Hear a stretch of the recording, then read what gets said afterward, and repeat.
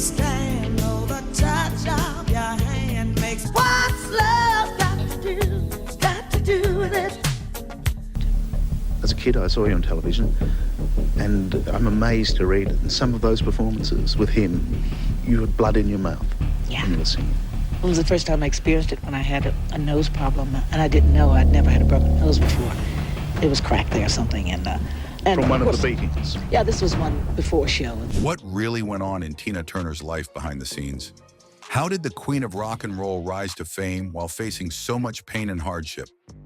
Tina Turner's life may have looked glamorous, but there was a darker side filled with struggles. I was prepared to go through whatever I had to go through with Ike Turner, even if it was death, because I would never go back. What were the secrets she kept hidden for so long? And what led to her tragic passing? This video uncovers the truth about Tina Turner's life, the battles she fought, and the legacy she left behind. Well, I only know my mother and father. I do know that my mother's parents, both grandfather and my grandmother, were Indian people. Sioux and Navajo. Yes. And I could squeeze my mother's neck sometimes that she can't give me more information on it, but I think at that point she didn't realize that was important, that it would be important to really know background. The hair, the strut, the voice. There was only one woman like this. Tina Turner, the queen of rock and roll. From her first moment in the spotlight, Tina's life has been a wild ride of ups and downs. She came from a tough childhood.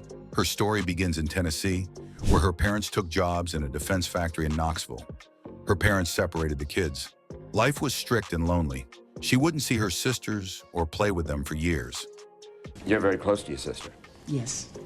What's her name? Aline. Aline Bullock? Her father was physically abusive to her mother, and this caused the mom, just feeling like she had no way out, she actually abandoned the whole family and ran away when Tina was just 11 years old. After World War II ended, the kids were finally allowed to live with their parents again. But sadly, the worst was still to come. At just 11 years old, Tina faced another painful moment. Her mother left her and her sisters without saying goodbye. Her mother had escaped an abusive relationship with Tina's father and moved to St. Louis. Tina was heartbroken, feeling like she didn't matter to her parents. Tina felt abandoned and unloved, saying in her autobiography, "I, Tina," that she felt her parents did not want her. I was raised more by the lady in Tennessee because actually I would say the lady I worked for raised me a little bit more than I would say my mother did because my mother and father left. Despite the heartache, Tina began to grow stronger and more independent. By her teenage years, she was working as a housekeeper for a wealthy family to earn her keep while living with her grandmother. But tragedy struck again. In her mid-teens, Tina's half-sister Evelyn and two cousins were in a car accident that took their lives. It was a loss that deeply affected Tina, but she somehow found the strength to keep going. Then at age 16, her grandmother passed away. At the funeral, Tina saw her mother again, the same woman who had left her years earlier.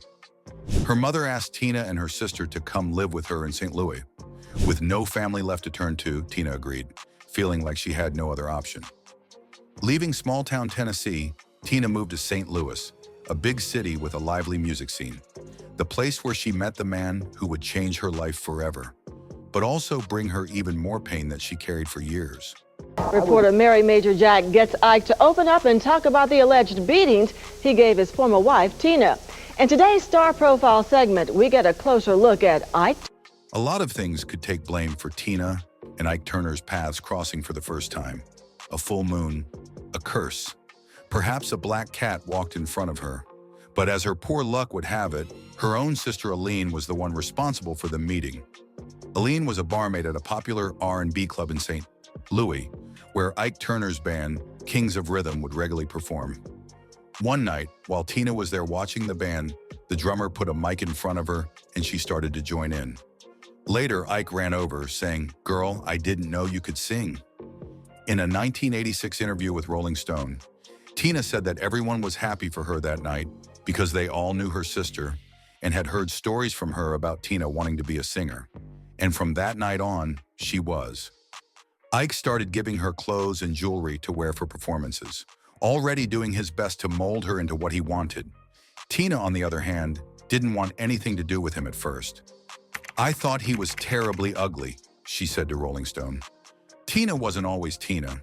Anna Mae Bullock was her name at birth, but once she started regularly singing for Ike Turner, he decided that wasn't flashy enough. While recording his first demo, which heavily featured Tina, he decided they needed to come up with a name, and that's when the Ike and Tina Turner Review came to be. And is it true that your real names are Maurice and Samantha Fleischman, and that you changed them to... Huh? Of course not. My name is Tina. In a 2013 interview with Oprah, Tina said that Ike was smart in changing her name because then he would essentially own her. And he made a point of attaching his name to hers for future recordings as the Ike and Tina Review because he'd had experiences in the past where he produced people to the point of fame, only to have them get record deals on their own and leave. He wanted to do all that he could to hitch a ride on her star, and he'd go to drastic measures in order to do it. In Tina Turner's memoir, she opened up about her ill-fated marriage to Ike Turner. According to Tina, she accompanied Ike to Tijuana, Mexico, for a quickie wedding at the age of 22. A far cry from her ideal wedding scenario, she went along with his plans in an effort to placate him and avoid further abuse. Following the ceremony, the couple spent their first few hours as newlyweds attending a live sex show at a brothel. That was decidedly not where she wanted to be, for obvious reasons. Tina described her wedding night as being a miserable experience that left her on the verge of tears. The experience was so disturbing that I suppressed it, scratched it out, and created a different scenario, a fantasy of romantic elopement, she said in an interview with the Daily Mail. She kept the perverse details of her marriage a secret for many years out of sheer embarrassment. I didn't know that the man was an utter bastard. I hope he hears that, and I didn't say it. He had some problems. Some problem. Tina Turner also described the first time Ike Turner ever beat her. According to Turner, she had expressed concerns about tying her name to his as a musical partner to a colleague of his. And when word got back to Ike about it, he told Tina that he wanted to speak with her. He started out by questioning what Tina was trying to do to him, and then picked up a wooden shoe stretcher and beat her across the head with it. After the beating, Ike told Tina to get into bed and then have with her, which left her thinking, "You have really gotten yourself into something." And the abuse didn't stop there. She also alleged that Ike Turner was merciless in his beatings, going so far as to throw hot coffee in her face, resulting in third-degree burns, and even breaking her jaw at one point. She felt so hopeless that she tried to take her own life. As a kid, I saw you on television, and I'm amazed to read that some of those performances with him, you had blood in your mouth when you were singing. It was the first time I experienced it when I had a nose problem, and I didn't know. I'd never had a broken nose before. It was cracked there or something, and From one of of course, the beatings. Yeah, this was one. Okay, I can stop you. I know where you're going. Okay, with all of this, if you look at Tina, you see any of those scars? She said I broke her jawbone. If you ask a doctor can tell you, if I broke her jaw, no way is she going on stage. You admit. Tina felt lost in her marriage. She often felt sad and alone. To cope with her sleepless nights, she went to the doctor. She told him she was having trouble sleeping, hoping to get some medication. The doctor prescribed her pills. That night, Tina took 50 of them, believing this was the only way to escape her pain. She wanted to end her suffering with Ike and all the struggles in her life. Tina later explained that this wasn't just a cry for help. She really wanted to die. But when she woke up, she realized she was still alive. This moment changed her life. Instead of feeling hopeless, she believed it was a sign that she was meant to live. After that night, Tina never tried to take her life again. I had put everything on hold because it was just an existence of children being involved, debts. Where is it to go? Sadly, Ike's reaction when Tina woke up in the hospital was cruel. Instead of comforting her, he said, "You should die." This harsh comment showed his true character. In an interview with Spin magazine in 1985, Ike was not remorseful about his actions. When asked about the claims that he had abused Tina, he shrugged it off. He said, "It's years ago that I had a temper. I don't regret nothing I've ever done, absolutely nothing." This statement reveals a lot about who he was. He admitted to hitting Tina, but downplayed it, saying, "I didn't hit her more than the average guy beats his wife." This kind of thinking is upsetting and shows how Ike viewed relationships. She would be walking around looking sad. looking sad with a lip drop, and I keep asking her, "And what is the matter with you? What's wrong?" And it's always, nothing. And it would go on for a day or two till finally, why the don't you? And then this is where I would slap her or something. Then she would change her mood or attitude or something. During the same interview, Ike bragged about how he made Tina a sex symbol. He claimed it was his idea to style her the way she was. This shows how he wanted credit for Tina's success while ignoring the hard work she put in. He also confirmed that he cheated on her, saying she was right to suspect him. Tina finally had the courage to leave. She didn't leave in comfort. Instead, she fled with almost nothing, only 36 cents in her pocket and a gas card for mobile. The moment Tina left, Ike was one of the hardest in her life. She was injured from his beatings, deeply in debt, and didn't even take her wigs with her. She didn't have a big plan. She just knew she had to leave. According to a source, she escaped during one of their tour stops, finally gathering the courage to run away after years of suffering. I was prepared to go through whatever I had to go through with Ike Turner, even if it was death, because I would never go back. She made her way to the nearest safe place she could find, which was a Ramada Inn hotel in Dallas. Tina was desperate and had no money to pay for a room. She pleaded with the hotel manager, telling him her story. Thankfully, he helped her and gave her a room to stay in. This small kindness gave Tina a place to rest and think about her next steps. Leaving Ike wasn't as simple as just walking away. Ike was furious he didn't let her go easily. Promoters who had invested money in the tour started to sue her to get back their costs. Ike also tried to hurt her through intimidation. Tina shared that after she filed for divorce, Ike sent people to threaten her. She lived in fear, even having to hide in her closet at night because Ike's stooges would shoot at the house where she was staying. After years of struggle, Tina eventually found her own success. She built her career from scratch without Ike and became one of the biggest stars in music. When Ike Turner passed away in 2007 from a drug overdose, many people were curious about what Tina would say. But Tina didn't have much to say. Her representative simply stated that she hadn't been in touch with Ike for over 30 years and wouldn't make further comments. Over time, people wondered if Tina could ever forgive Ike for everything he put her through. In a 2019 interview with the New York Times, she admitted that she wasn't sure if she could forgive him completely. For Tina, it seemed like a wound that would never fully heal. However, when the musical Tina debuted in London in 2018, there was a surprising moment. Tina came on stage during the curtain call, looked at the actor playing Ike, and said, "I forgive you." It was a powerful moment, showing her strength and resilience. Tina faced heartbreaking losses in her life. One of the hardest was losing her oldest son, Craig. Before Tina married Ike Turner, she was in a relationship with Raymond Hill, who was a saxophone player in Ike's band. Tina became pregnant, and even though her relationship with Raymond didn't last, she decided to keep the baby. She named him Craig, and after Tina married Ike, he adopted Craig as his own son. I think Craig was lonely. That's what I think really got him more than anything else. Sadly, in 2018, Craig's life came to a tragic end. At the age of 59, he was found dead in his home in Studio City, California. The medical examiner ruled that Craig had died from a self-inflicted gunshot wound, meaning he had taken his own life. This was a huge shock to Tina and those who knew him. In an interview, Tina shared her pain and confusion about Craig's passing. She said that, as far as she knew, Craig had been happy in his life.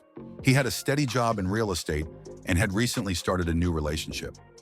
Tina said Craig had told her he felt a special connection with this woman, unlike anything he had felt before. Looking back, Tina said she noticed small changes in Craig during their last few conversations, but at the time, they didn't seem serious.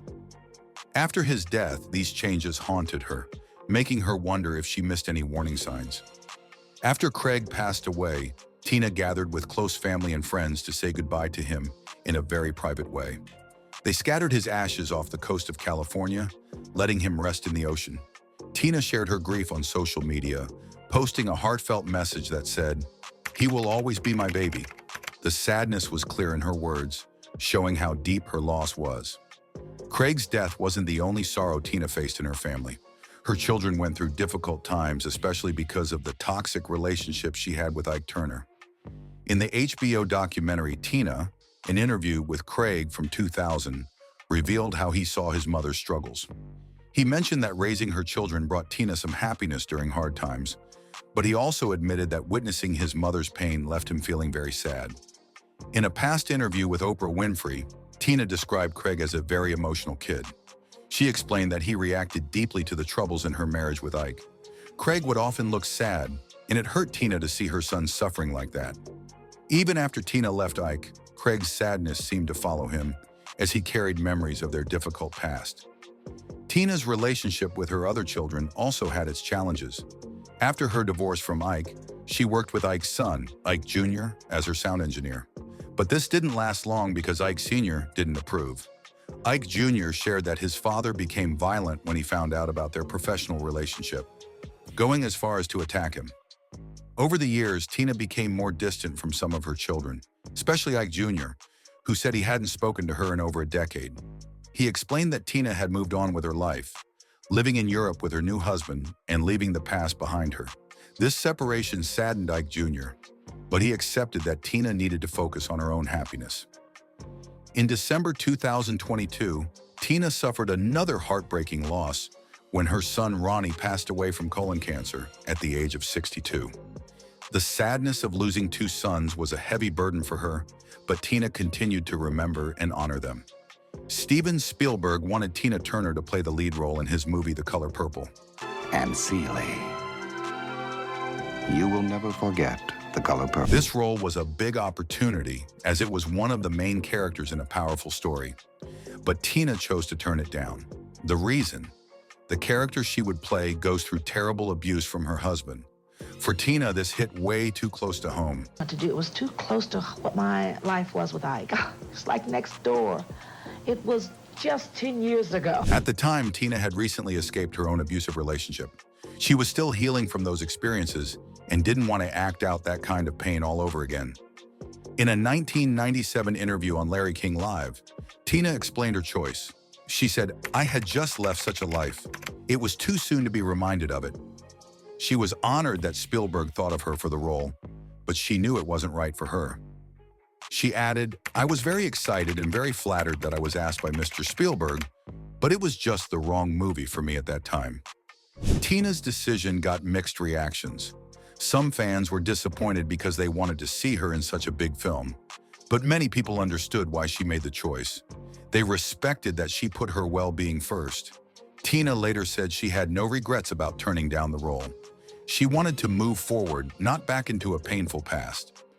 Tina Turner made some comments about Africa that stirred up strong reactions from her fans worldwide. In a video that resurfaced, Tina made remarks suggesting that Africans were lazy. This statement upset many people, especially her African fans, who were disappointed and hurt by her words. The comments sparked a lot of anger and discussions about how she viewed Africans. However, Tina later apologized for these remarks, showing that she was willing to learn from her mistakes and grow. Another issue that caused controversy was her decision to perform in South Africa during the apartheid era. At the time, apartheid was a harsh system of racial segregation, and many artists refused to perform there as a way to protest the unfair treatment of Black South Africans. Tina later admitted that she didn't fully understand the political situation in South Africa when she decided to do the concerts. She acknowledged her mistake and said she hadn't realized the impact it would have. By looking back and admitting she didn't know enough about apartheid, she showed humility and respect for her African fans. Despite these controversies, Tina Turner's willingness to apologize and learn made many people respect her even more. Her fans saw that she was not afraid to admit when she was wrong. Over the years, her actions and influence, especially her work to support others through charity, have helped people see her in a positive light again. So I said to Urban, when you get to California, I want you to make love to me, because I did. But Tina, who says that to somebody? You say it if you feel it. Although some fans were divided, many still appreciate her legacy as a powerful artist who was open to change. Part of Tina's many personal struggles included multiple serious health issues that almost took her life. She revealed that she had lived with high blood pressure since 1978. Unfortunately, her condition was mostly untreated, which led to severe kidney damage and, eventually, kidney failure. But through all of this, Tina kept fighting. Tina met Erwin Bach, a German music executive, at a party in London. Their friendship grew into a deep love that lasted decades. By 1994, they decided to move to Switzerland together, and Tina eventually became a Swiss citizen, giving up her American passport. After many years together, they finally married in 2013. But just 3 weeks after their wedding, Tina suffered a stroke that left her unable to walk. This was a difficult time, but Tina was determined to recover. She fought hard, learned to walk again, and seemed to be on the mend. In 2016, however, another health crisis struck when she was diagnosed with intestinal cancer. At first, she tried to treat it with homeopathic remedies instead of traditional medicine. Unfortunately, this approach worsened her condition, leading to kidney failure. Tina's situation was critical. She urgently needed a kidney transplant, but finding a match wasn't easy. In a selfless act of love, her husband Erwin offered one of his kidneys to save her life. The transplant took place in 2017, and it was mostly successful. However, Tina did face side effects like dizziness, forgetfulness, and anxiety, as her body sometimes struggled to accept the new kidney. During this challenging time, Tina joined Exit International, a Swiss organization that supports assisted suicide for those facing unbearable suffering.